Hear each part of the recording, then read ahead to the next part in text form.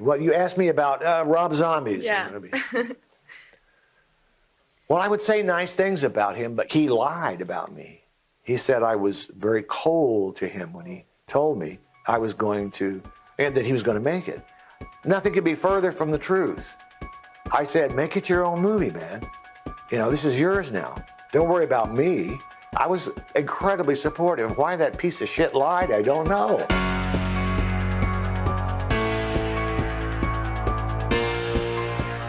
Hello and welcome to a prolific episode of the Bargain Binge podcast. I am the living embodiment of evil, a shape, a husk. Nothing.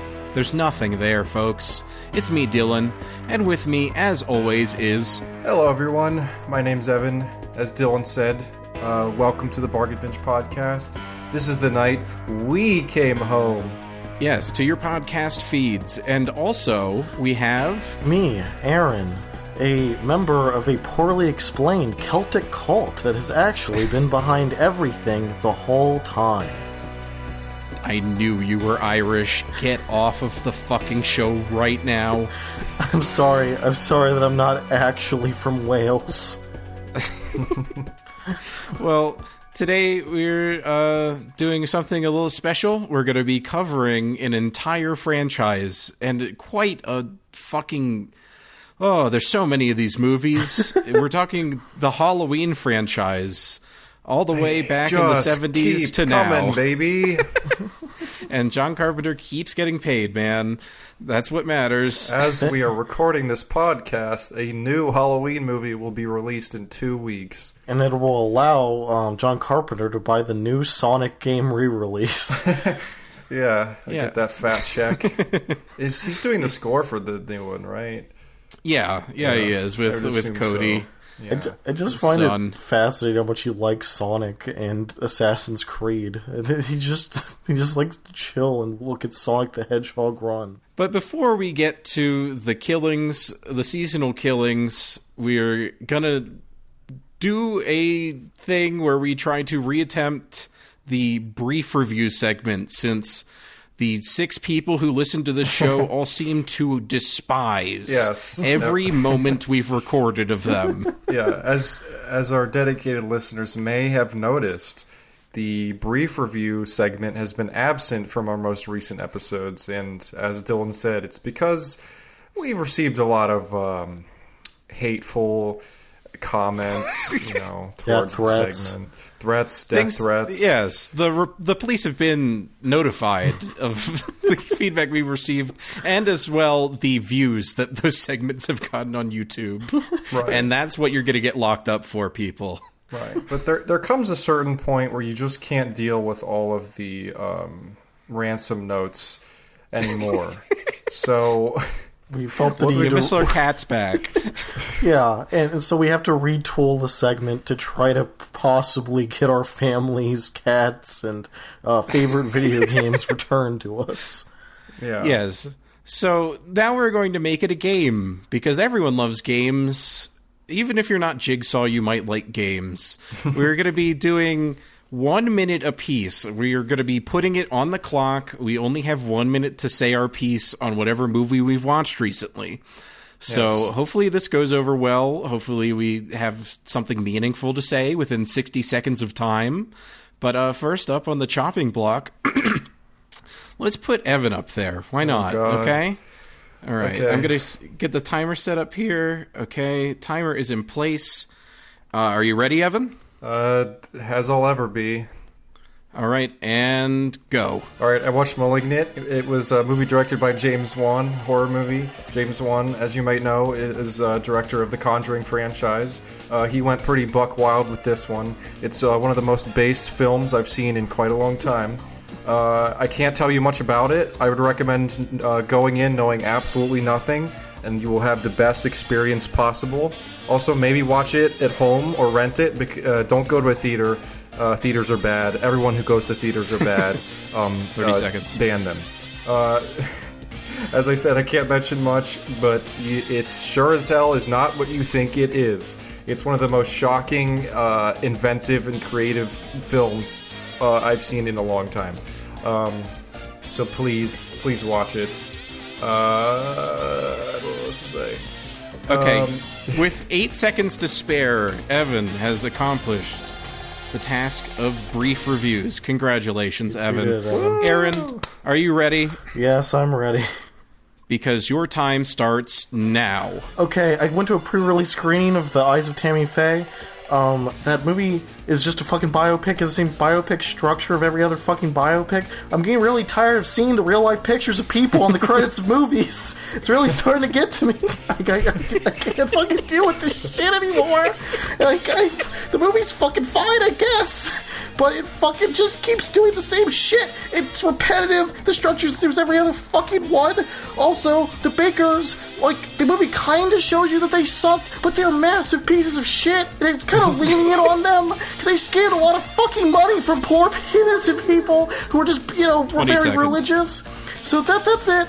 I'm really fucking tired of this biopic bullshit. I don't... Stop shooting movies. It's so fucking boring, man. Just fucking do it.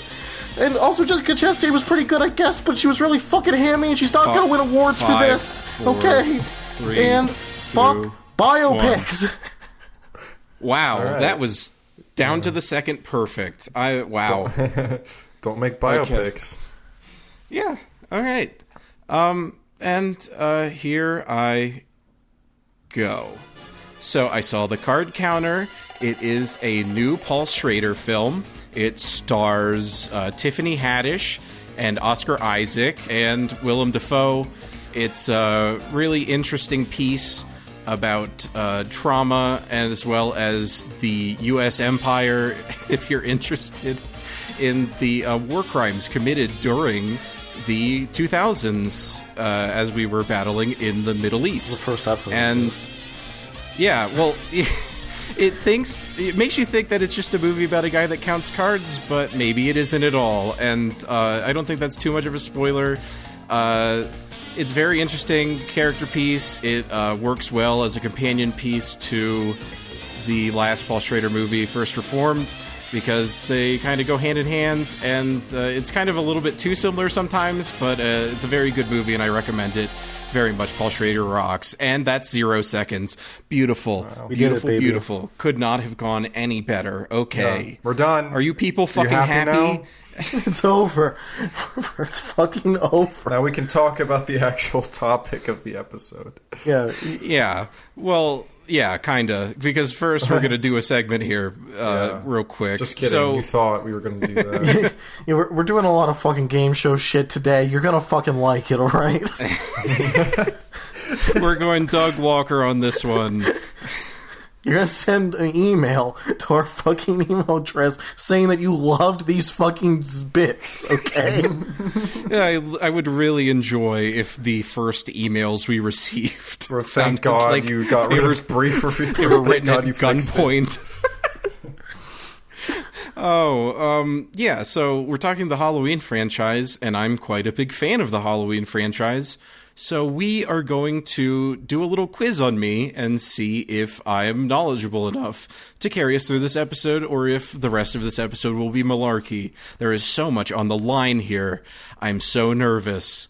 Yes, I hope you know if you lose that we're replacing you. Yeah, that's fair. There's not too many bigger Halloween fans, so I don't think he'll do any better than me. But if Brad Jones has any time, he can come around. But we have a little quiz here. What's the website, guys? What's this quiz? The website is called twobeardgaming.com. Oh no! Yeah. So if that tells you anything. All right, Evan, lay So, it on Dylan, me. How well do you know the Halloween movies? Let's find well. out. First question. In which year was the very first Halloween movie released? 1978. Well, I was... Okay. Yeah, they don't All need right, the options on that one. You got it. Next question. Okay, so for question 2, according to the original script, what was the name of the film before it became Halloween? Babysitter Murders. Yep. That's an awful Yeah. title. Thank God Well- they changed it. Yeah, that would have not made as much money. It would have not been the iconic thing that it is Yeah, now. it's become synonymous with the holiday, and Yeah. Yeah, the Babysitter So- Murders isn't as like evocative in like a general way. Like people, No, it's just 70s trash. yeah, like people will fucking use the Halloween score without having like really looked at the movies, just to be like, oh, it's Halloween. All right, next question. All right. So we all know that Michael's mask is actually a bastardized Captain James T. Kirk mask. But Yeah. what other famous face did John Carpenter and Deborah Hill consider using first? Do you want Okay. the? Do you want the? Yes, I do. Okay. So option 1 is Emmett Kelly.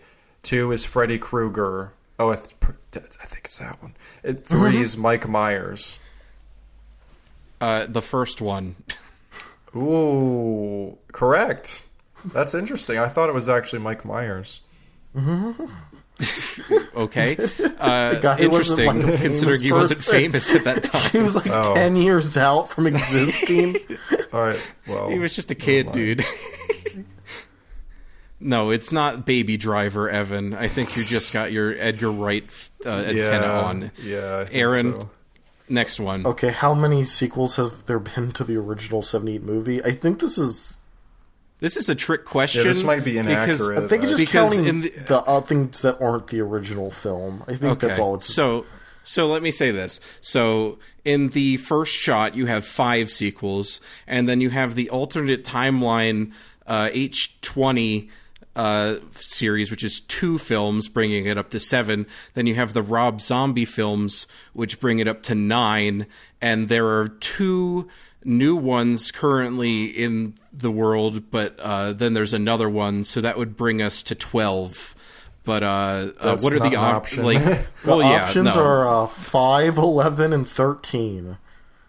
You could just take solace in the fact that I'm right and just move on. Well, which one do you think they think it is? 11. Yes. Yeah, you're correct. Well, There you go. You're correct in thinking that. It's not counting the 2 sequels to the 2018 one. Right. Okay. Next question. Which of these actors has not portrayed Michael Myers on screen? Oh shit! Nick Castle, It's definitely in them.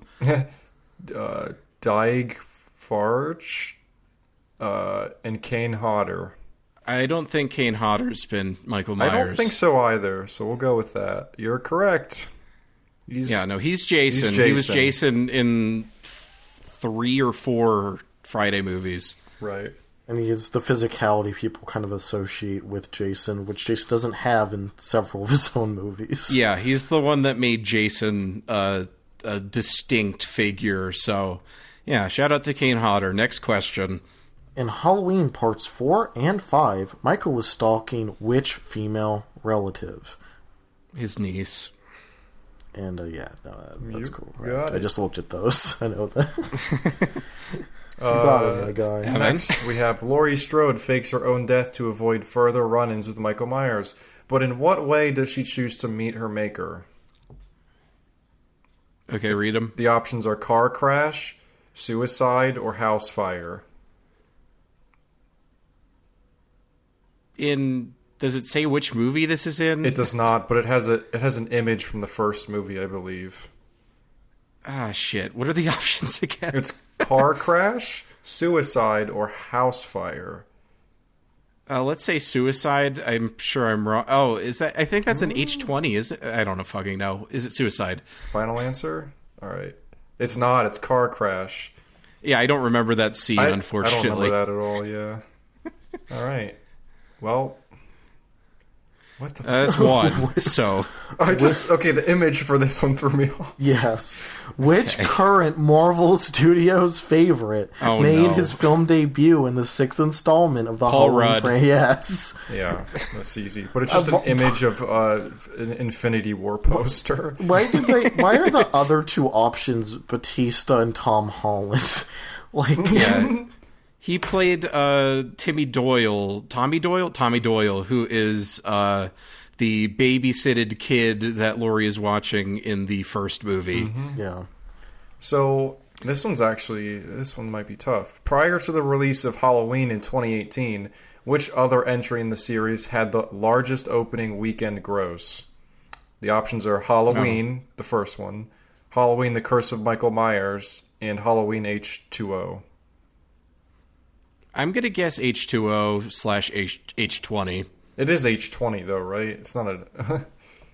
Well, it's 20. It came out 20 years after the first one. Oh, that is incorrect. Wait, but is it? It did. Wait, it's not showing you which one's correct. Yeah, it doesn't show the correct answer.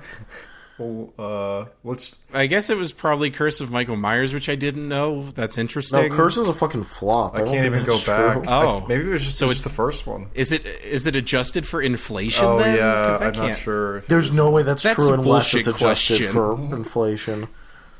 Between those three, it's probably H20. So, right. Yeah, I can't fucking find shit on this. So yeah, probably H20.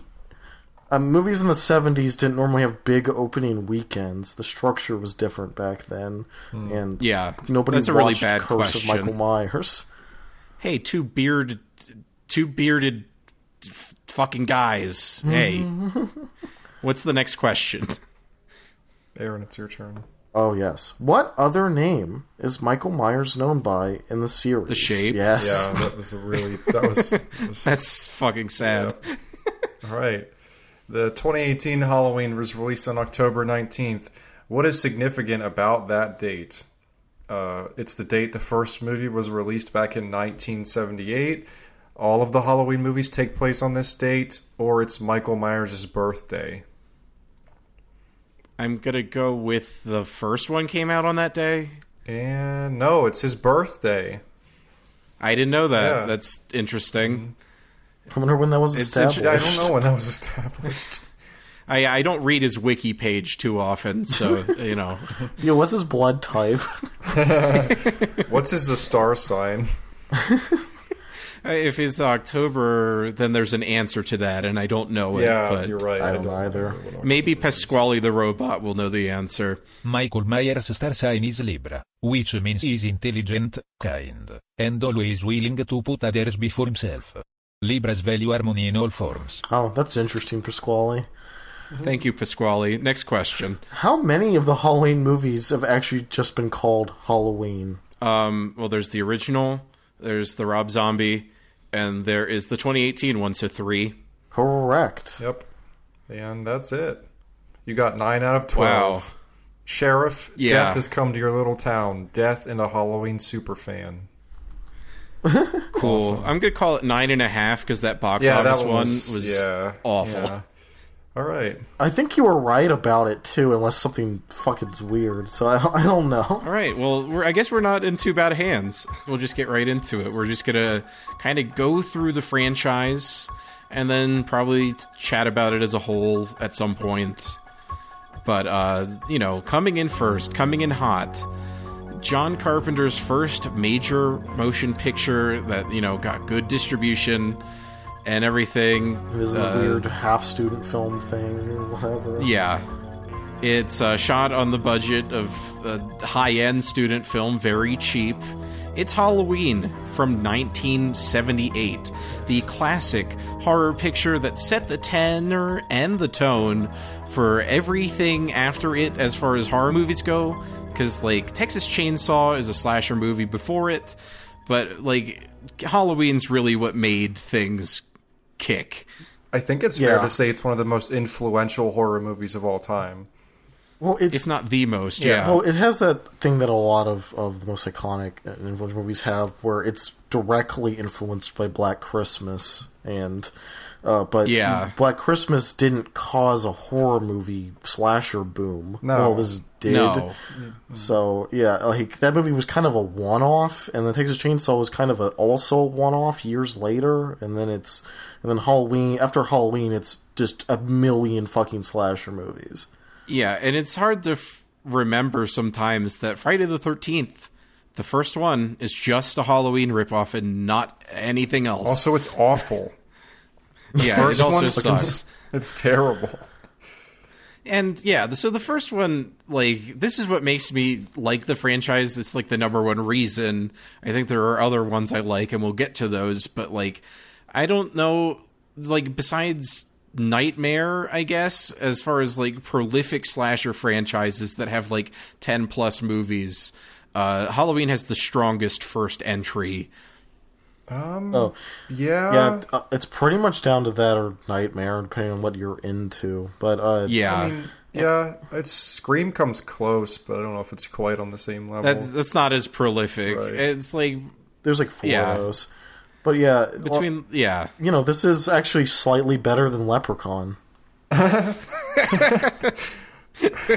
Yeah, well, Nightmare is like an imaginative, like balls to the walls kind of like visual feast kind of thing. But Halloween, it all started with Halloween. It's a slow burn, kind of laid back thriller that doesn't like play too much off of gore. There's not too much violence. It's just really about the force of Michael Myers himself. And he's just a being, and that's why he's called the Shape in the script. And he just wanders around killing people, and nobody knows why. Yeah, that's kind of spooky. Yeah, that's what makes him scary, is that he has no motivation. No one knows why he's doing what he's doing. And it really nobody would ever be stupid enough to ascribe a weird motivation to him after the fact. Not even the writer of the original film could do that, no. The first movie really plays to the fear of the unknown, because it's like, you never know where he's going to be. He just disappears without a trace. And that, in and of itself, is what makes it so scary. It's not necessarily, how gory the kills are, which they are brutal, but like you said, they're not, like, gratuitous. Yeah, and this is just kind of like everything's happening at the same time, and it's just the perfect moment, because this was made for $325,000 US. That is so wildly impressive.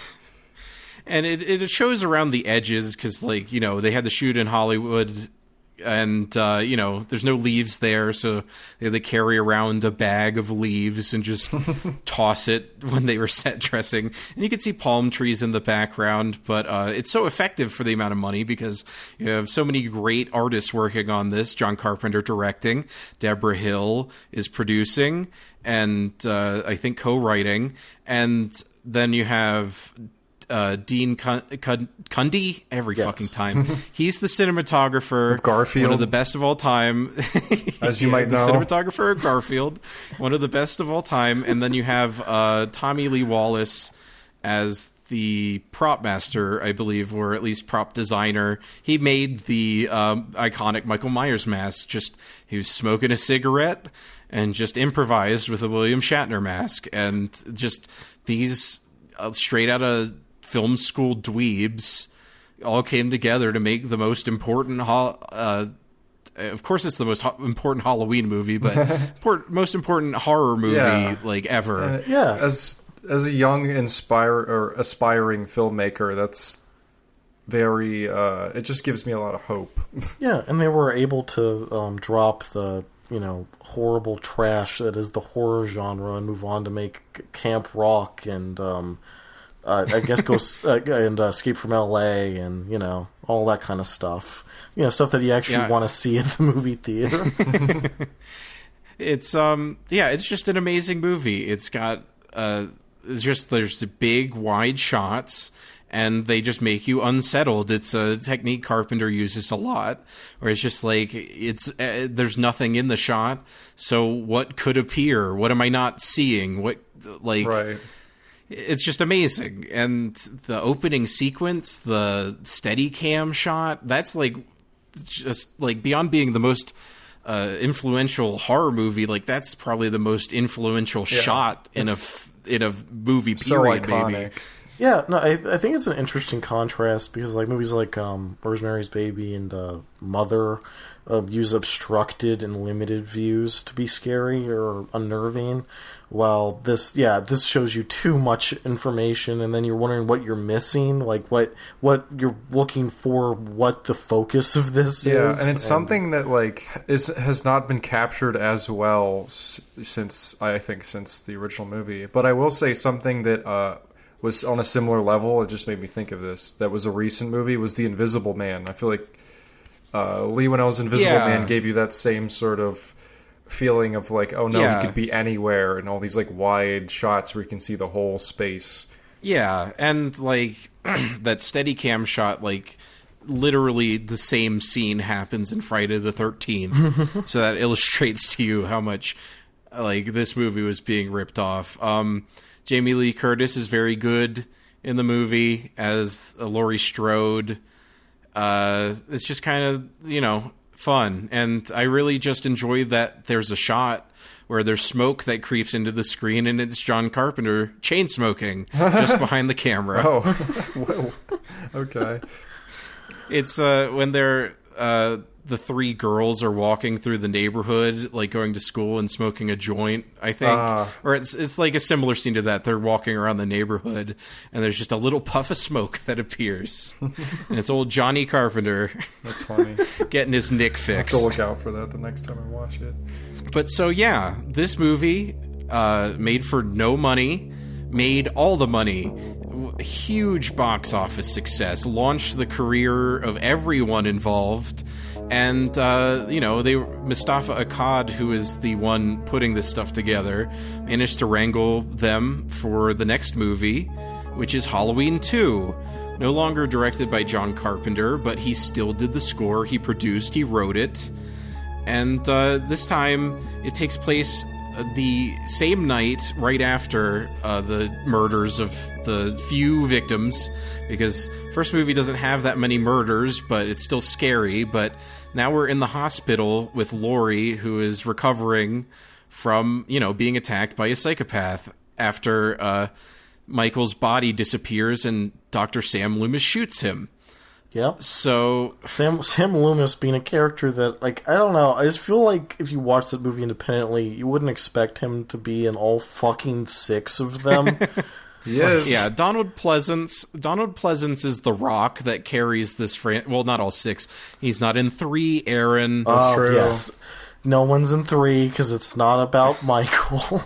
Yeah, but we'll get to that. That's why it sucks. What do we think of Halloween 2? I like it quite a bit. I think it takes more of a thriller direction, because the first one has thriller elements, but I feel like I consider that one more of a straight horror movie. But this one has a lot more like action and like set pieces. Yeah, exploding cars and weird medical devices and shit. Yeah, it's cool. Yeah. Yeah, it really, it really just amps things up in, a slightly schlocky way without going, too wild with it. And it's cool. It's just a pretty well put together, solid movie. I was going to say it's a little bit more traditional than Halloween is, but it's after, and Halloween's, the landmark. It's more of what you expect from, a more modern... It's what you expect from a slasher sequel. Yeah, it's kind of because I was going to say the first Halloween is much more reserved than this, I think. Well, yeah, but none of the other old horror movie, old slashers are reserved. Nightmare on Elm Street and Texas Chainsaw aren't reserved at all. Yes. And it's Halloween's very pulled back, and this, it adds action elements and, just weird shit.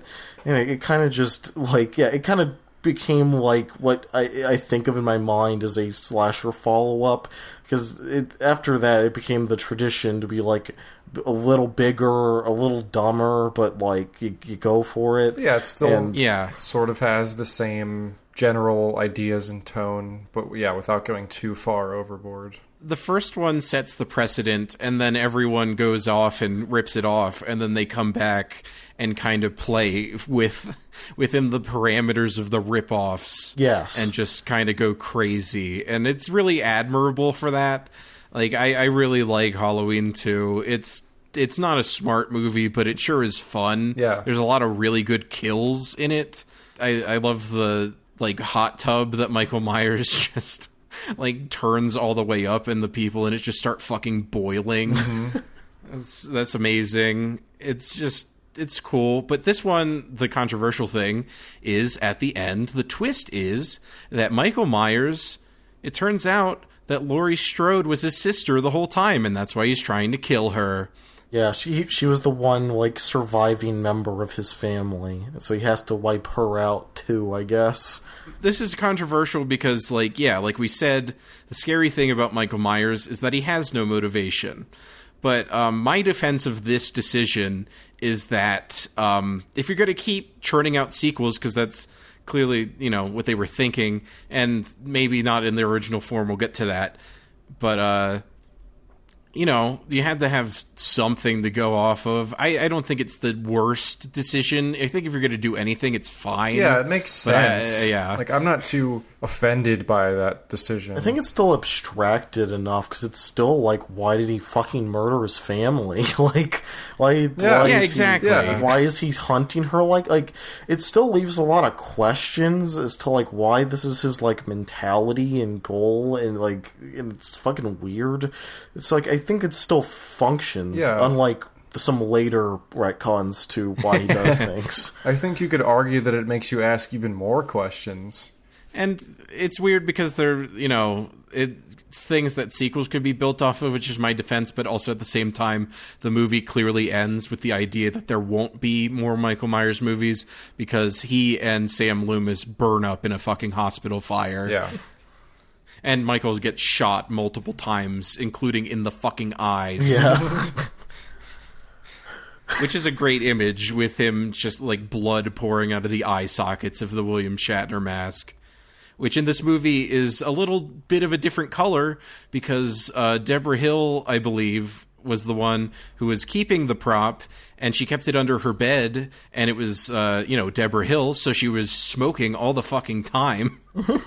And the mask yellowed because of the smoke. Ew. That's kind of fucking awesome. Also gross. It's based and cringe at the same time, right? Yeah. Rest in peace, Debbie Hill. She's a real one. Yeah. But yeah, so that's 2. We'll move on to 3. So the idea moving forward with these movies is that they were going to turn it into a anthology series, in which each installment is a different story told around Halloween time. And so with this one, they just really went balls to the walls and made it as Halloween, as like germane to that holiday as possible, with the imagery. And Tommy Lee Wallace, who was, as I said earlier, was production designer, I think. Now that he also edited the first one. Yes, he also edited the first one, and he did something else on the second one as well. He's back to direct. John Carpenter once again is producing and doing the score with his partner Alan Howarth. And it's one of the best it's my favorite score, period. Yeah, it's absolutely phenomenal. It's fantastic. I mean, it's hard to beat the original Halloween score, but this one, I don't know, for me, definitely comes close.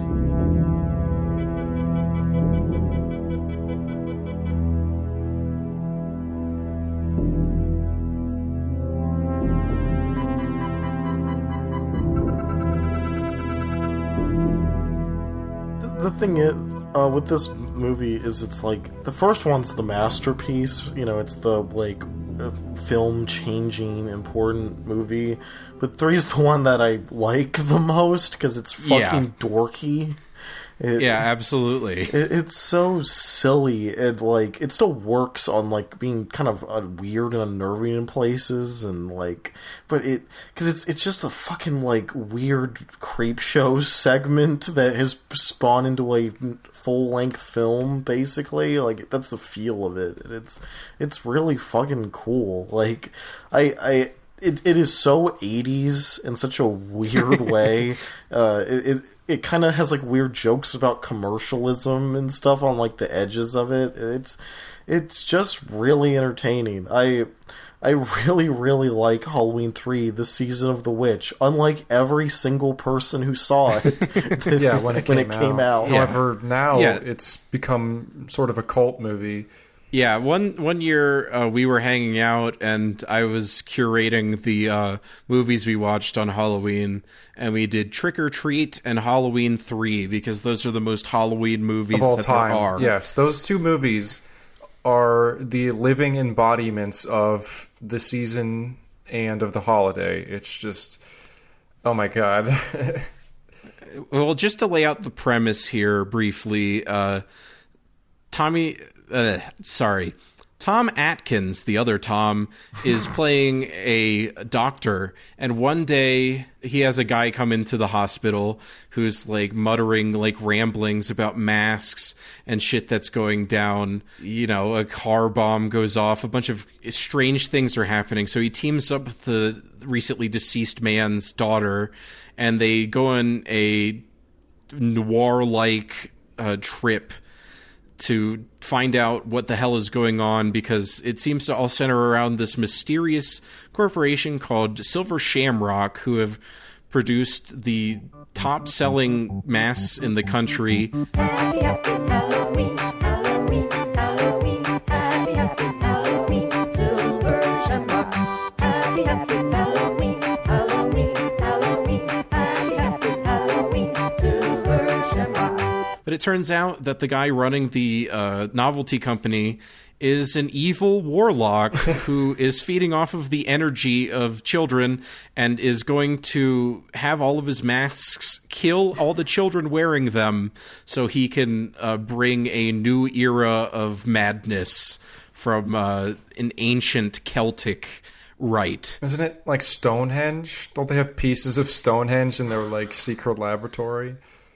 Yes, they do. It's awesome. Dude, the movie's fucking bonkers, and that's a lot of the appeal of it. This movie just hits such a weird note of, like, it kind of makes fun of commercialism and things, and, like, with the weird ads that draw the children in to buy the just generic masks of pumpkins and stuff, so that for the grade plot to melt their heads and turn them into bugs or whatever. It's almost time, kids. The clock is ticking. Be in front of your TV sets for the Horathon. And remember the big giveaway at 9. Don't miss it. And don't forget to wear your masks. The clock is ticking. It's almost time. Happy, happy Halloween, Halloween, Halloween, happy, happy Halloween, Silver Shamrock. Happy, happy Halloween, Halloween, Halloween, happy, happy Halloween, Silver Shamrock. Like, Yeah, the death sequence of Buddy, the kid who's at they're like testing the death sequence on, is like one of the most shocking scenes ever. yeah. His head just collapses and snakes start coming out of it. It is so fucking cool. Yes. Yeah, no, it's just all the things you would want from a Halloween movie in a row. Like, every trope and element, and I mean of a movie about Halloween, not from the Halloween franchise. Yeah, no. It has none of that. Quite frankly, I'm kind of sad that they didn't continue with the anthology version of the franchise, because I think that could have been way more interesting, considering most of the other sequels, with a few exceptions, are awful. So, but yeah, it's too bad that every single person who saw this when it came out absolutely hated it, because they said, "Where's Michael Myers?" The 4Ks of these movies are coming out, and I just like am curious. I look at like the comments on social media, and like all the like half of the comments are like, "Not gonna buy the third one. Not gonna buy it. It doesn't have Michael Myers in it." Like, shut the fuck up. Okay. So what's great about this movie is that Tommy Lee Wallace is John Carpenter's apprentice, pretty much. So he's pretty much just like one-to-one aping his style, but adding his own eccentricities to it. And I think Tommy Lee Wallace should have gotten more of his due in Hollywood, but it just so happened that he made this massive critical flop, and it kind of ruined everything. But there's the big wide shots in this creepy like California town on the coast. There's like weird Irish zombies that all wear suits and they're robots. It's just stunning. It's, if you walk away with this episode with anything, it's watch Halloween 3, because wow. Yeah, and when you're done watching it, watch it again. Yeah. If you watch Halloween 3, you don't need to know any of the prior lore. That's true. It's its own you could movie. watch it first if you wanted to. It doesn't really matter. And just listen to the score even, because Chariots of Pumpkins or whatever the hell, that shit slaps.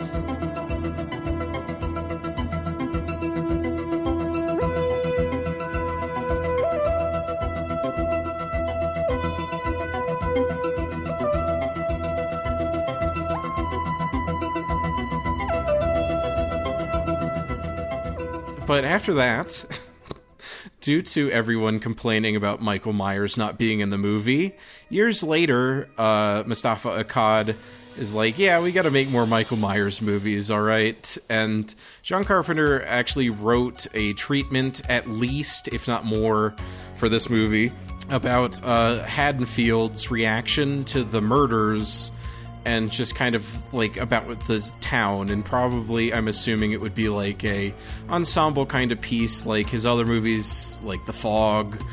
But instead, we have something that he didn't write and is in no way attached to, other than them using the score, just the theme, I guess.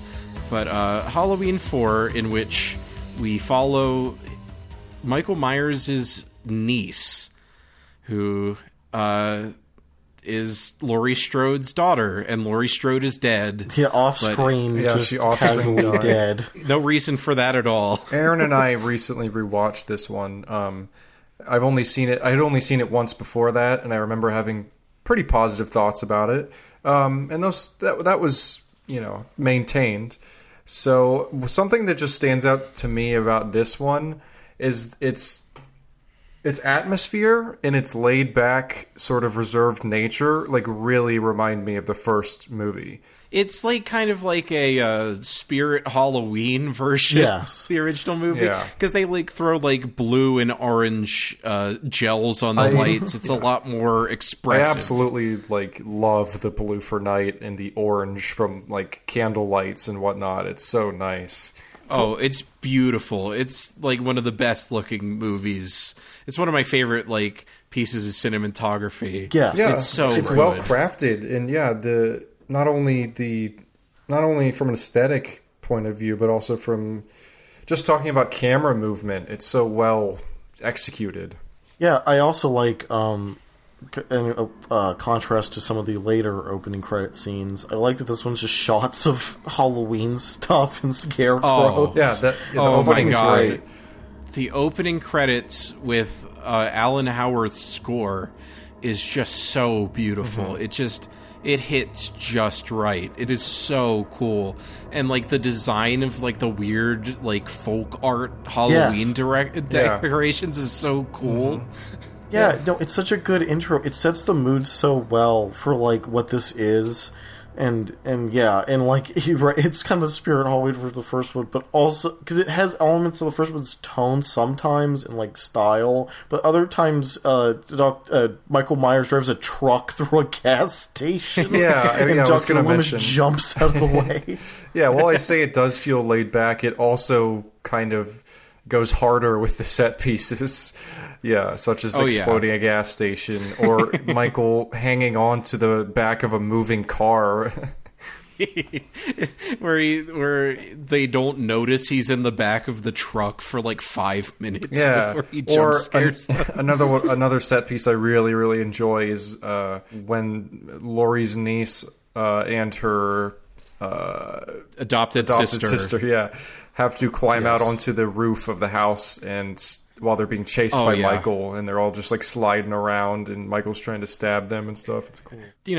The specter of Michael Myers now, they're leaning full into the hereditary nature of his mania, because he's got to go after his niece. And this time, this is the last sequel before it starts feeling like Michael isn't Michael. In this one, he still feels like the same entity.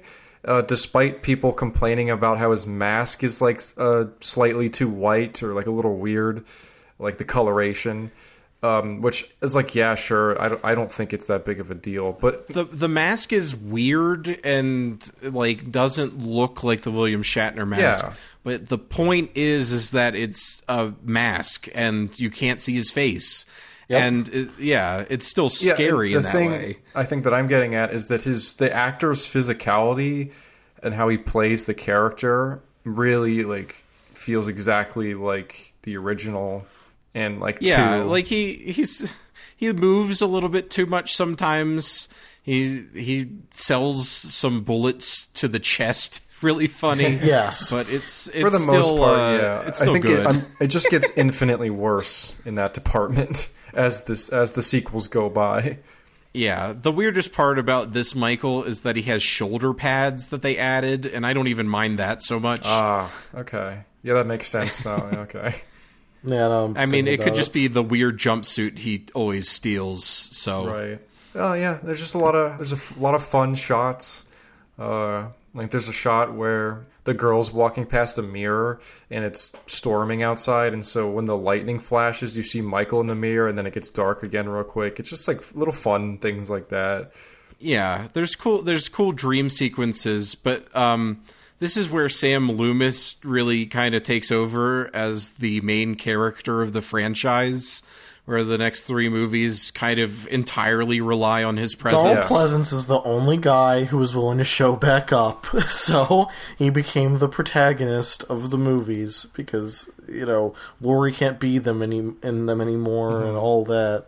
I really love the face-off that they have at the diner next to the gas station where he steals the jumpsuit Right. and Loomis whatever. is just like, please don't kill those people. And then he's like, okay, you know what? Fuck you. And then he like raises his gun and tries to shoot, but then Michael's just gone.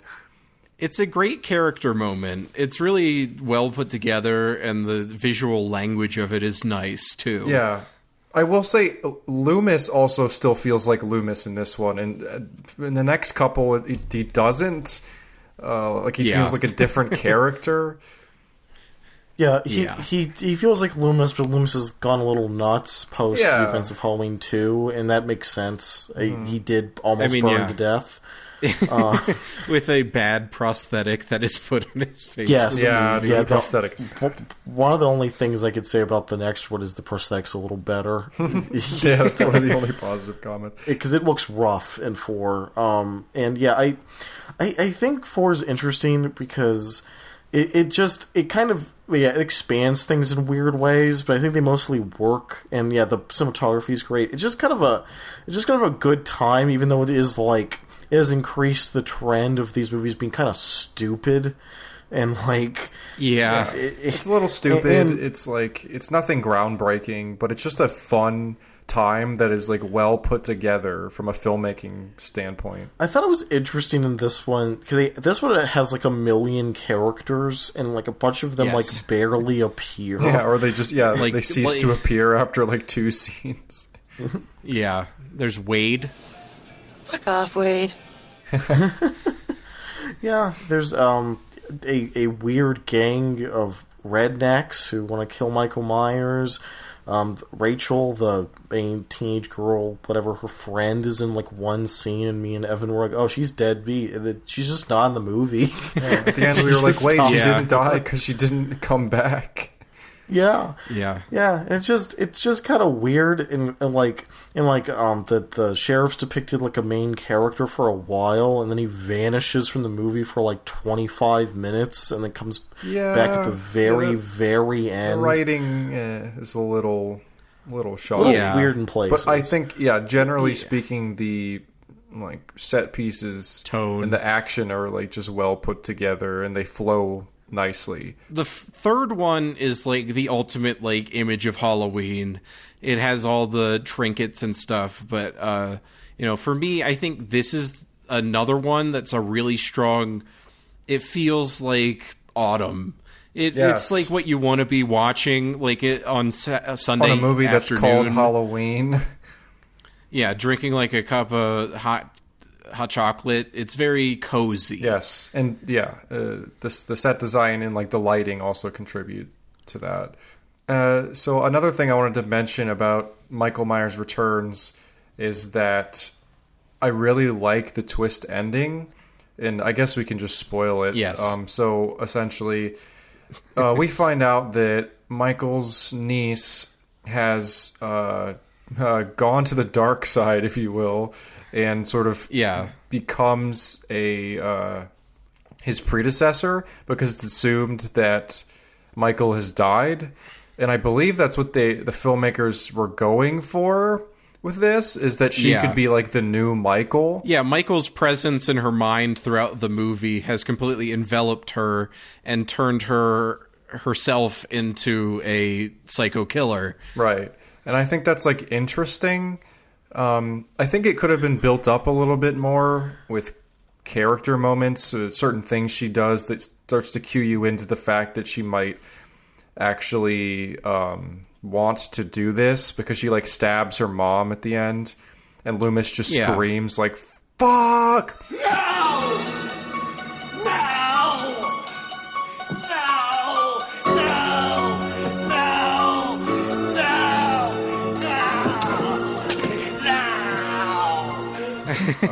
And he goes to kill her. It's such a like meaningful moment for Sam Loomis, because he's like, I would much rather end the cycle before it can even begin and kill this child. Yeah. He's willing to kill a kid just so he can stop the evil.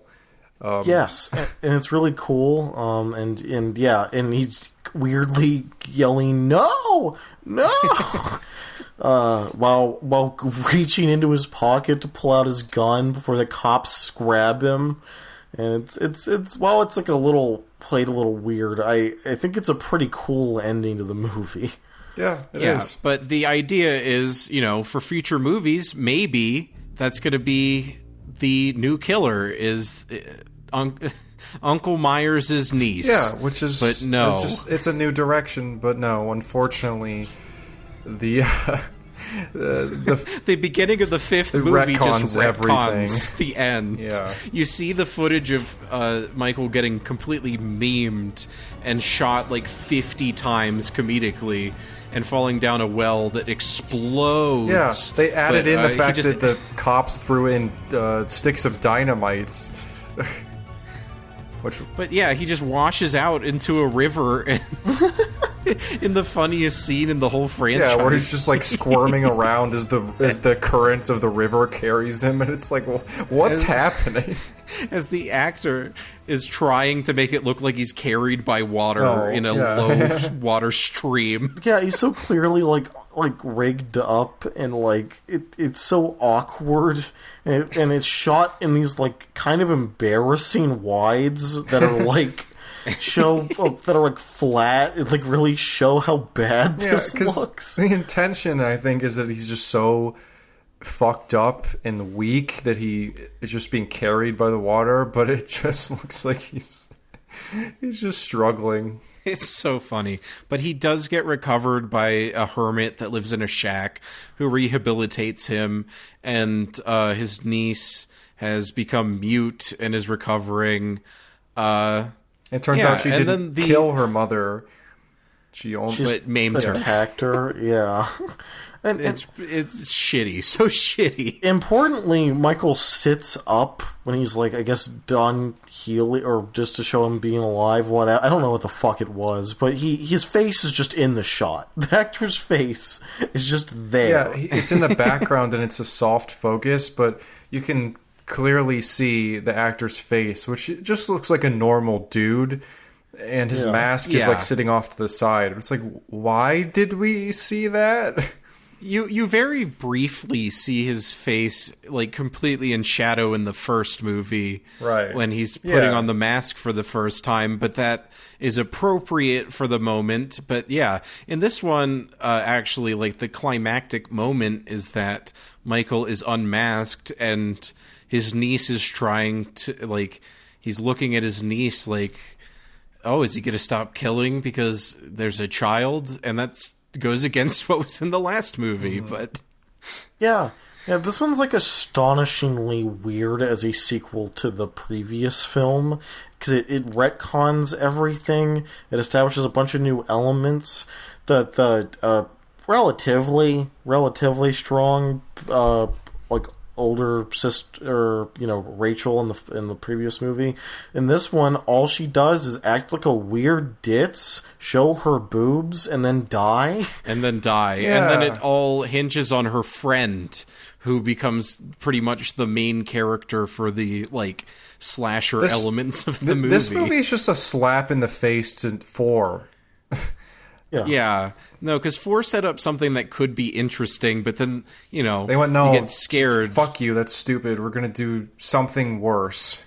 I think they might have been scared by the previous lack of Michael, making people upset. And yeah, he could have been in that also. He could have done both elements, but you know, I mean, there's a lot of fear in these. Like they all have the word name Michael Myers in the titles as subtitles to remind you that we're not getting rid of him again. This isn't Halloween 3, don't worry. Yeah. Yeah, no, this is the revenge of Michael Myers, don't worry. That's the producer yelling at audiences, don't worry. Yeah, You're not going to miss out on Michael again. Please don't send me bomb threats. With 5 and 6, did we really need him? I would like to note that most of this movie takes place with just teenagers fucking around at a Halloween party, and there's just like an endless sequence that is horrendous in a barn, and that's just what I always associate with this, because the first time I watched the franchise, it was all on VHS, and this copy that I had of this movie was completely fucked, and it was super dark, and I couldn't see anything, so all I could remember from this movie is that awful barn sequence. The movie fucking feels like it's in its first act for like 90% of its runtime. It is just people fumbling around, and it's like kind of vaguely setting up for later shit. Then you get to that massive barn scene that still feels like early movie content, but isn't. And then the last 15 minutes is just him chasing Jamie, the little girl, around a house in like a not very good sequence. And it's just like so poorly structured and weird. Yeah. Well, and they also, in this one, establish a weird psychic connection between Jamie and Michael that doesn't really work for me. No. Yeah. Because, I don't know, you can do that in an interesting way. But they didn't. So that's all you need to know. What is it, Friday... 7 has weird psychic shit that I think is cool. I just found information about this movie that I find kind of interesting. One, Donald Pleasance argued that Jamie should be an all-evil follow-up to Michael, and he was mad about the script. Yeah, it's a good Donald idea. Pleasance had all the correct ideas for the sequels. He kind of should have been the showrunner for them. Yeah. Yes. But no one wanted to do what he wanted. But he's like, I guess I'll still be in these. Yeah, and like, the fucking clown cops are such a weird, like... the comedy duo pair of cops. Where they play that, with a clown theme. Yes, they have that, like, pants shit piece of music that plays when they're around. Oh, yeah. It's just fucking awful. All clear. Nothing above, nothing below. There's a lot of weird decisions in this one. The tone is all over the place. So there's this like figure in black that's been appearing throughout the movie, and he's mysterious, and then he shows up at the end. There's a weird tattoo on his wrist, and he confronts Donald Pleasance, and that's the end of the movie. He lets Michael out of jail, right? Yeah, he comes in and lets Michael out of jail. He has a weird tattoo, which carries us into the 6th movie, The Curse of Michael Myers, a Miramax joint. Oh, dude, I was so confused when I opened that fucker up and I saw that fucking Miramax logo and that Dimension Films logo that you see before the Spy Kids movies. Yeah. This is where Weinstein and Co. take over the movies for a few, and this one is a direct sequel, but then the next 2 are spin-offs, and we'll get to those. But in this one, it's revealed that the whole time, Michael Myers has been part of a cult. Awful. A fucking cult. Oh, absolutely awful. The Cult of Thorn. This one is soul-sucking. It is boring. It is uneventful, uninspired. Paul Rudd just kind of runs around and looks confused. The cult explanation is so fucking dumb. That they spend like 80% of the movie doing like vague exposition between Paul Rudd and the lead woman, and then they finally do like a big Michael Myers fucks with them sequence, while for the rest of the movie he's just vaguely killing unimportant people while they're like expositing about Thorn and stupid shit. It's fucking hard to sit through. The best thing I can say for it is there's like a couple of pretty good kills. I think the worst thing I can say about it, though, is besides the fucking awful plotting, is the editing and the score. Yes. Because, like, it's just, like, 90s, like, just, shots. Just a million shots of random shit and the camera's shaking as a guitar is wailing.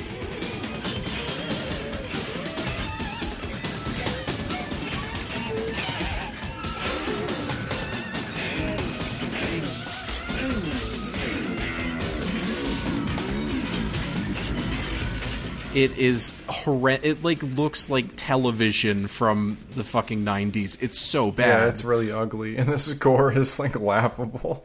It's just guitar riffs, but the Halloween theme. Yeah, it's like these movies have such a famous, like, type of music associated with them due to John Carpenter and the people who worked with and replaced him, and then all of a sudden it's fucking shitty butt rock versions of things and it's unlistenable and it's playing over Paul Rudd looking around and like it's unbearable to sit through. Paul Rudd's like the main character. Michael Myers has a child. Yeah, the cult is like trying to make sure that the Myers bloodline goes on and continues the chaos or whatever the fuck. So Michael Myers has a child and a woman gives birth to it at the beginning of the movie. No, this one is just sad. Yeah, and the most sad thing about it is Donald Pleasance, because we've established he's the glue of these three movies, right. 4, 5, and 6. But he didn't get to shoot all of his scenes because he died. Yeah, he passed away. He died in the middle of production. Yeah. Rest in peace. And so you know what they did? They made it so Michael kills him off screen, and you just hear him screaming, and then it cuts to credits, and you want to know what the first credit is? It says, in memory of Donald Pleasance. And it's like, I was like, that's the worst thing I've ever fucking seen. Yeah, dude, no, yeah, the violent edit, okay, because they fucking, I just gotta make this clear, they beat Michael Myers. Like, they inject him with weird fluid that I don't understand, and then they fucking leave. And then Paul Rudd beats him to death with a pipe. Oh, yeah, for like 5 full minutes, and then they go. And then Donald Pleasance is like, no, I gotta go back and finish him. And then it just hard cuts from him saying that to him screaming and dying off screen. And then it says in memory. Jump cuts from that to in memory.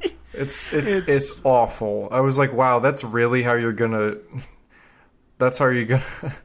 honor his legacy by giving him a fucking terrible scene where he dies off screen.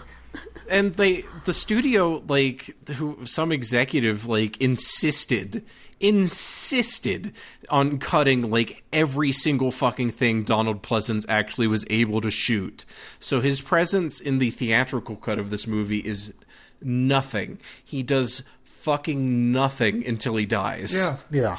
It's sad. It really is. I feel bad for Halloween 4 because it gets lumped in with these other two as the Thorn trilogy or whatever the fuck people call it. Fuck no. Yeah, it's like it just like, yes, it introduces Jamie, who's in the next two or whatever, but it doesn't introduce any cult elements or anything like that. No. And it's so stylistically different that, like, it's just weird to try to lump it with them. It proposes a new direction for the franchise, which the next movie immediately rejects for the stupid Thorn cult bullshit. I just want to briefly note, because you guys haven't seen it, but there is a producer's cut of this movie, which is way better. It is still not a good movie, but it is perfectly fine. The score is completely different and just pretty much uses the cues from the original movie. And then you also have like what they got with Donald Pleasance, they kept it in. And there's some pretty important things in there. Like, there's a conversation he has with Tommy Doyle that's, like, pretty important, and it's just absent from the theatrical cut. So thankfully there is some sort of justice out there in that the producer's cut exists, right. But, like, it's still about the cult of Thorn and shit, so I like when Tommy Doyle identifies Loomis from 50 feet away, looking at the back of his head. I mean, who wouldn't, right? He wears a trench coat and he's bald. Yeah. Yeah, you'll never see that in the 90s. But this movie, Miramax still looking to make these movies and make money. They were like, okay, this fucking plot thread is gone. Goodbye, vamoose. And we come back in 1998 with H2O/H20/ whatever the fuck you want to So call why this movie. is it called that? Because, like I said, it's 20 years after the first Oh, one. okay. And calling something H20 is the most late 90s garbage thing you can do. Right. I will always have like a little bit of dislike for James Cameron for naming Terminator 2 T2. Like, Yeah. in all the promotional shit. It's pretty dumb. Because that's where this kind of shit comes from. Fucking X-Men 2 is called X2. It should be called Halloween something, but instead it's called H20. This fucking bullshit. Also, no one will ever read that the first time as H20. Oh, they'll go It's H2O. H2O. But Because that's the thing you see in your life normally. Yeah. But yeah, no, this is like the most just late 90s slasher. It's whatever. It's just super, there's not much to say there's about really it. Not. It's fine. It's generic, but it's like serviceable. There's some good kills. They retcon everything after the second movie, and so Laurie Strode is alive and has a child who's going to a private school. And Michael Myers just goes around killing some students at the school, as well as the security guard, who is played by LL Cool J, the first rapper to appear in this franchise. More on that in a moment. But it's just kind of whatever. It tries to hinge on Laurie versus Michael at the end, and it's not like great, but it's not something I get mad about. No, it's perfectly fine. Yeah, and then you follow up this film that you guys have nothing to say about and I haven't seen with its follow-up, Halloween Resurrection, a film that's directed by the Halloween 2 guy, coming back to do another Halloween 2. Yes. You mean to cash a paycheck? It Yes. is yes. arguably the worst one in the franchise, competing heavily with The Curse of Michael Myers. I think Curse is actually the worst, but this one's bad in a funny way. Yeah, this one's interesting because I've seen, like, even through 6, like, I've seen all of those movies at least twice. This one I've only watched once with Evan. We've only seen this movie once and together. Yes. And it's just such a... It's playing off of the trend of found footage, kind of. Yeah. So, like, the framework is that there's this weird paranormal reality TV show where they get some people off the street to come into the Michael Myers house that's been condemned and it's, whatever, falling apart. And they record themselves staying in there for the whole night. It's kind of like a Big Brother, like, real life kind of thing, I guess, is how they are looking at it, right? When like from the script perspective, because like it's a bunch of like horny young adults, and they're like, "Oh, I'm gonna fuck in this abandoned room with no furniture," and it's all led by a grifter who's played by Busta Rhymes, the other rapper to appear in the Halloween franchise, and he runs. I'm trying to think of the name of the. Oh, company. It had a funny name. What was it?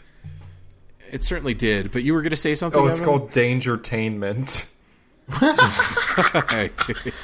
Oh shit! Yeah, that's really fucking. That's really bad.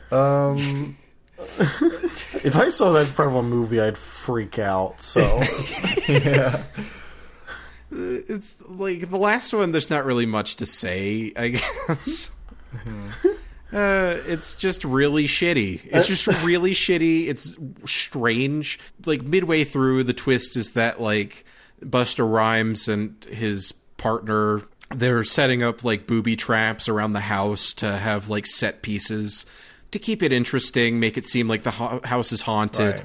But then Michael the shows real up. Michael Myers shows up. Yeah, and he proceeds to kill pretty much everyone.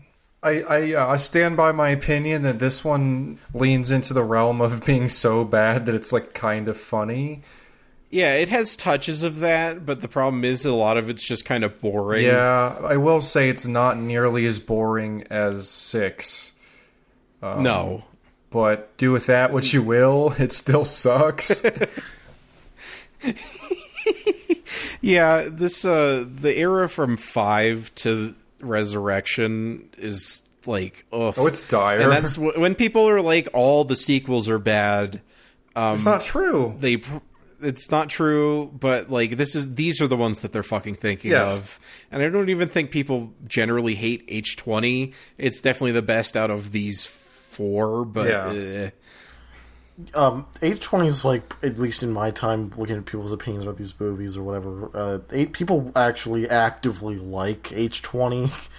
Resurrection's just kind of a meme. Yeah, everyone just shits on that as being a weird fucking that's fine. weird fuck up. But that ends the era of the Miramax trilogy.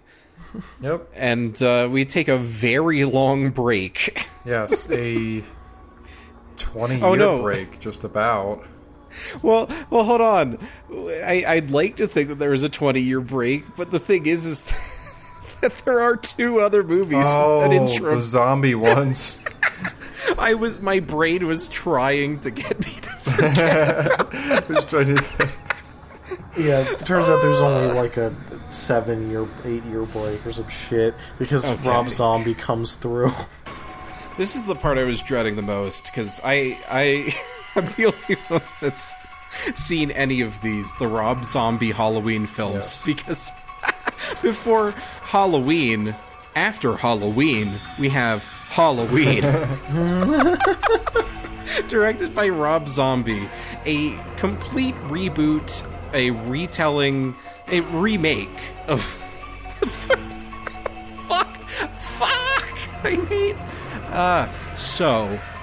There's 2 of them. I have not actually seen the second one the whole way through. I was planning on doing that for this podcast, but I watched the first one, and I said, I'm busy enough.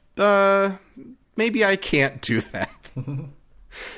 But I absolutely fucking despise every bit of sensibility Rob Zombie has as a director. Like, he just wants to make the stupid shit that he likes, and I hate what he likes, and it's just like this weird masquerade of like horror aesthetics that like it takes everything that's good about the first movie and tries to be subversive with it. It sucks. The pacing is horrendous.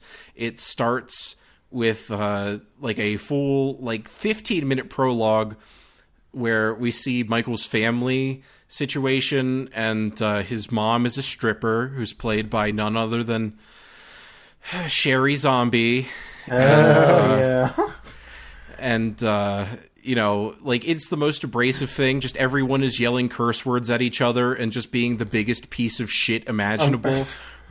Just like the idea of casting your fucking wife or whatever as a stripper in a movie. It's just... Every time. He loves it. What a fucking weird human being.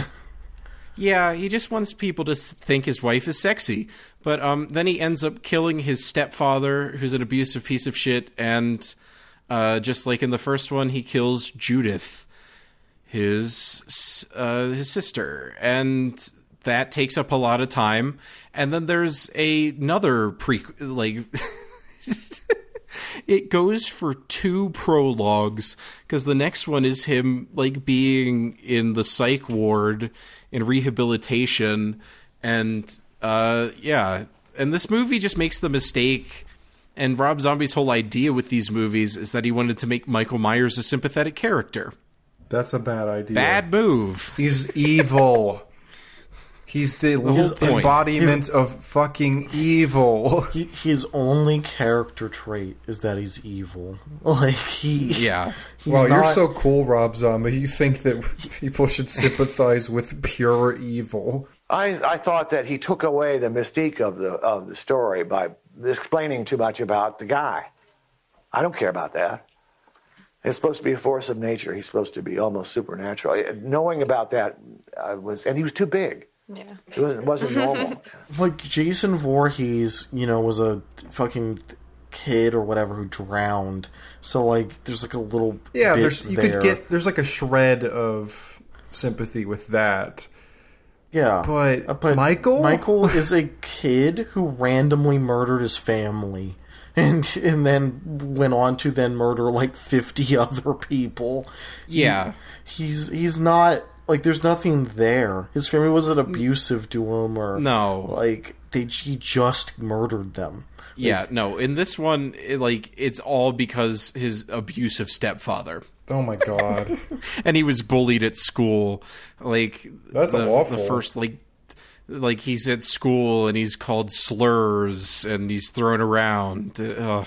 And then the third segment is pretty like where the original movie is proper. It's Halloween night. He's killing the babysitters. And there's like scene by scene moments, like the death of Bob. That scene is so great in the original one, but this one it's just knocked back because like the girl is talking to Bob and she's like, "You fucking pussy. Did you get my fucking beer, you piece of shit cunt? You fucking bitch. Fuck you." And that's what all the characters do, is they just constantly curse at each other, sexually harass each other. It's just unpleasant. Oh, and I forgot in the second prologue, Michael Myers' mom kills herself. There's a scene where it cuts back between him killing people at the psych ward and her watching old family tapes, well, I guess film reels, and she kills herself. So, yeah, it's one of the most distasteful, hateful pieces of garbage I've ever seen. I hate it. Maybe someday I'll watch 2. But yeah, if anyone tells you that these are like underrated like movies and like an interesting new takeoff on the franchise, walk away. I have one question. Is Malcolm McDowell fun as Dr. Loomis? No. Fuck. And it's actively bad because like the opening parts are like in the 70s or whatever, and you see cool young Dr. Loomis, and he's got shoulder length hair, and he wears sunglasses, and he doesn't give a shit. He doesn't play by the rules of a psychiatrist. But then we drop Rob Zombie for the true auteur, Danny McBride. Danny McBride, David Gordon Green, Mr. Green. Yep. We have the 2018 Halloween, which, that's cool. It's out there. It exists. I think it's better than, like, the back half of the sequels. It's kind of in the same realm as H2O, where it's, like, serviceable. I think I might like it better than H2O, honestly. Well, also, like, H2O, it retcons, and because... It does a lot of retconning. Can you tell I'm a fan of this franchise? They retcon up to the first movie this time instead of the second one. So no more cringe twist. No more cringe that, Laurie's related to Michael. She is a elderly woman now who is dealing with the trauma of the murders from the 70s, and she has a granddaughter who has now become the target of Michael Myers. And if he's not targeting her because they're related, then why? I think it's interesting that in this universe, like, I guess after he got up, he just got arrested. Like, at the end of Halloween 1. Yeah. Like they just found him. Yeah, that's what that implies. The famous shot didn't happen. Like, it cuts and he's just actually lying there on the ground, and Loomis is like, "Oh, all right, book him." I think they should have gone to the point of the first moments of this 2018. They recut the final sequence where she looks down, he's there, and then she looks down and he's still there. Yeah, he's still there.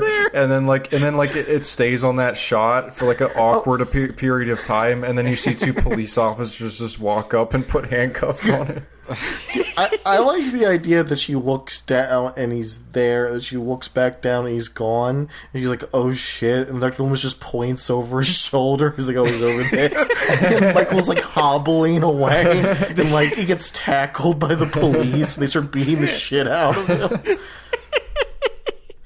Yeah, so that's what makes me mad about this movie is, like, I just don't like the need to constantly be referencing things that people consider to be bad about old things and rewriting it because it might be cringe or whatever. And, like, this movie is like, this ain't your daddy's Halloween.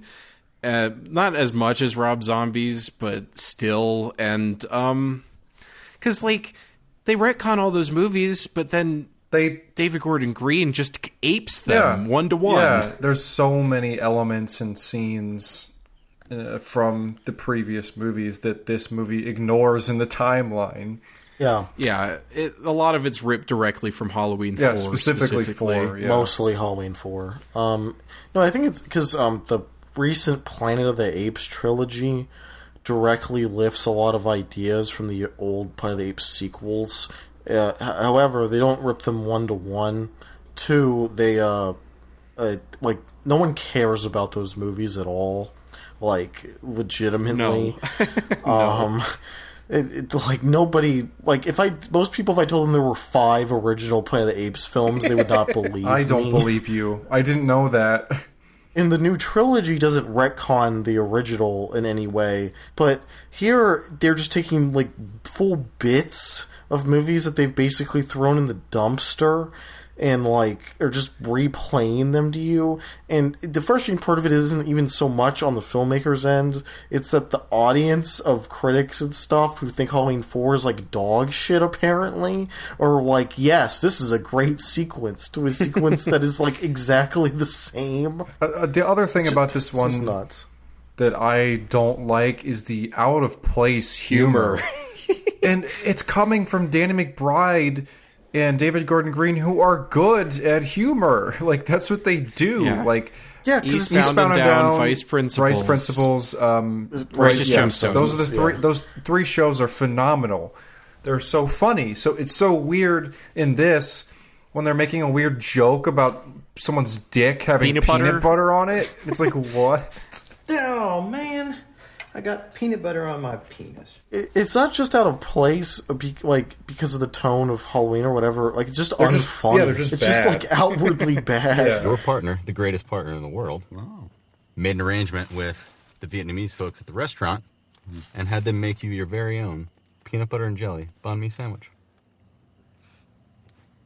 That sounds disgusting. I'm not gonna eat that. It's a peanut butter and jelly sandwich. I know, but it's a Bonaparte thing. Banh mi. Pardon me? Banh mi. Pardon me? The script to this movie is fucking jumbled in, like, a very obvious way that I've seen, like, no one call it out on. Mm-hmm. Like, no. Like, characters fall out of the fucking movie, and unlike 4, where they come back for little bits at the end, They just don't come back at all. they're just gone. Yeah. And it's like, I think... Okay, so the score, the John Carpenter's updated score is very good. Slaps, it's awesome. bangs. So that's a positive.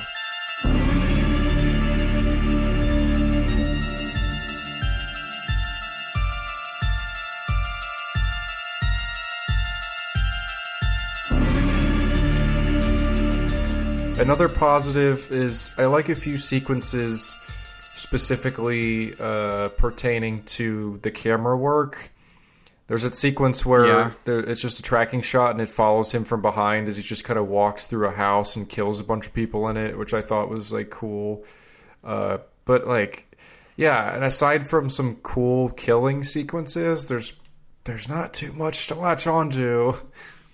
It's just a frustrating movie. Like, it's mediocre if I just look at it objectively, but like, It's just frustrating. I think it's frustrating because it could have been so much better, and like you see the potential there, but it just missed the mark a little bit. But yeah, it has podcaster representation, which is cool for us. That it does. That it does. I mean, I'm happy to see Nick Castle back as the Shape. Like, I just think it's interesting that the fucking Shape, the original boy, is a guy who directed fucking Major Pain and fucking like just other bullshit movies, and The Last Starfighter, which I think is charmingly dorky, but it's I just like that Michael Myers is like one of the lamest and dorkiest filmmakers in the world, and he's back to be a weird old man at the beginning.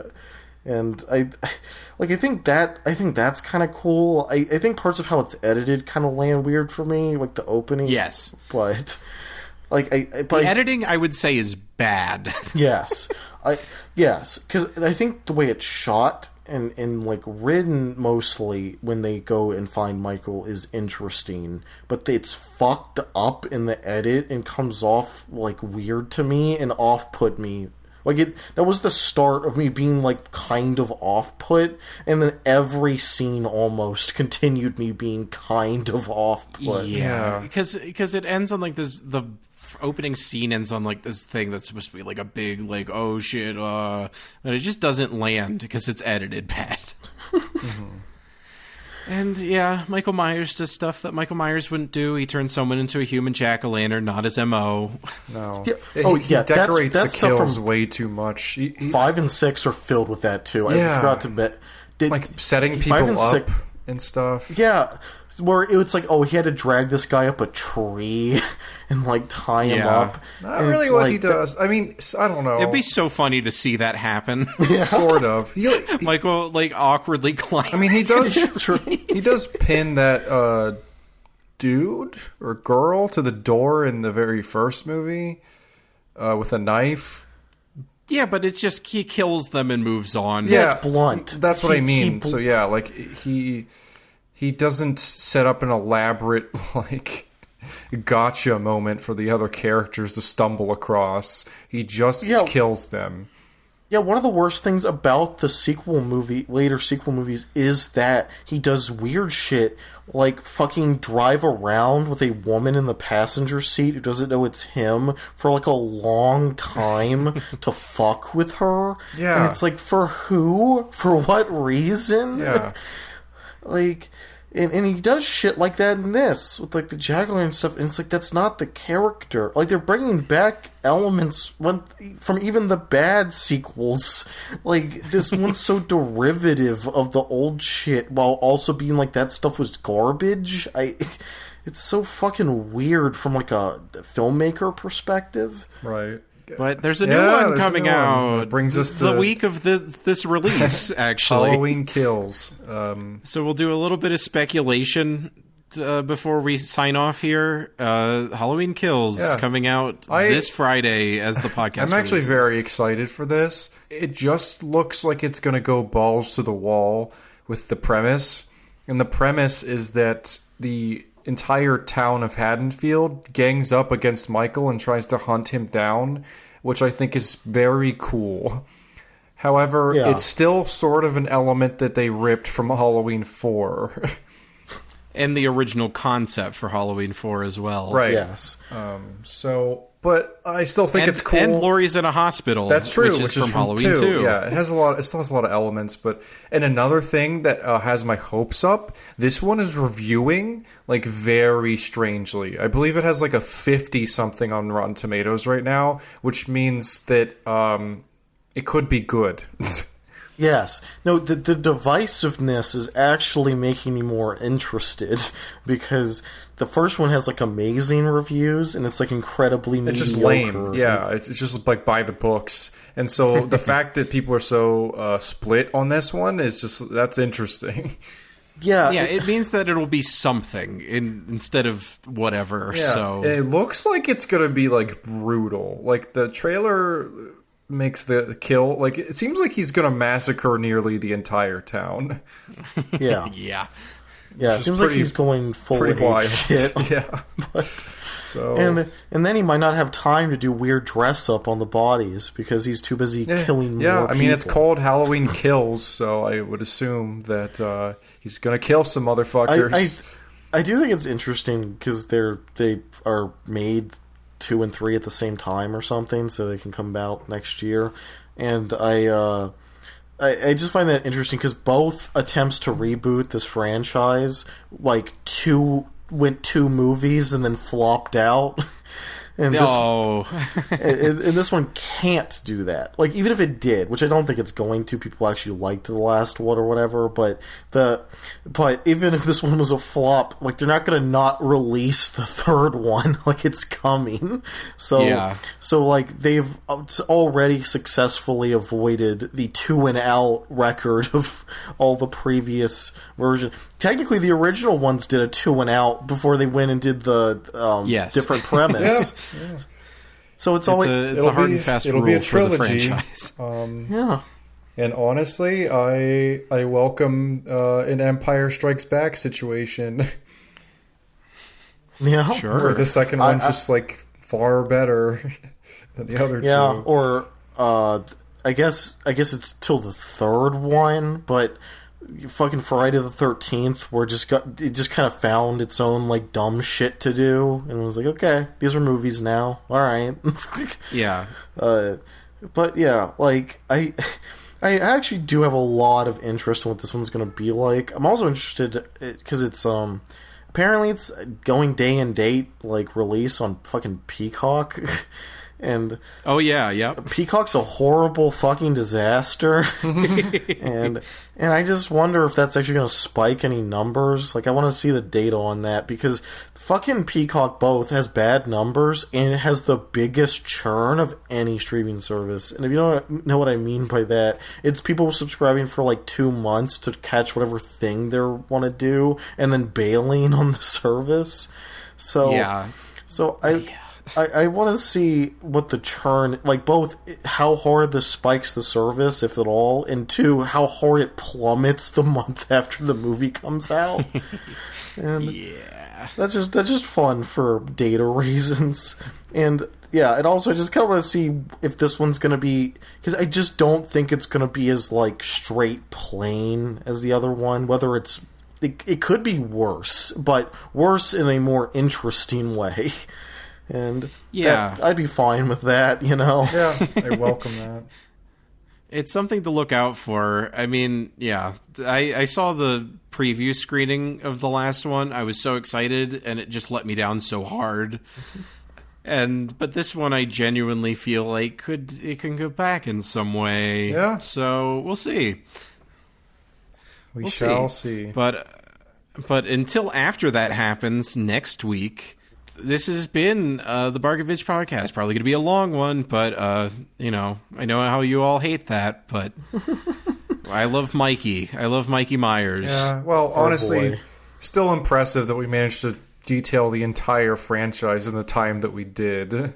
No, and it's just interesting to go over one of the great horror franchises, and the fact that way more of it is good than you'd think, but also the bad stuff is really fucking bad. Yeah, till next time, we have a website where you can find us on your podcatchers of choice. While you're there, click on that Apple Podcast link, drop us a nice review, preferably with the maximum amount of stars, eh? Yeah, and a comment. Engage. It doesn't matter what the comment is, as long as you give us the 5-star review, it's fine. Write a 5-star review that says poopy doo-doo, and that's the only thing it says, please. Unfortunately, due to the way that services like this function with ratings, a 5-star is a thumbs up, and 1 through 4 is a thumbs down. So think about that when you rate it. If you think the podcast is good but not great, that's not what a 3 or 4 is. That's don't recommend this to other people, Apple. Please bury this podcast. Is what you're saying, unfortunately. Yes. So take that, sit on it a little bit, and do the right thing. Yes. We can all just do the right thing. But also on the website, we have merchandise.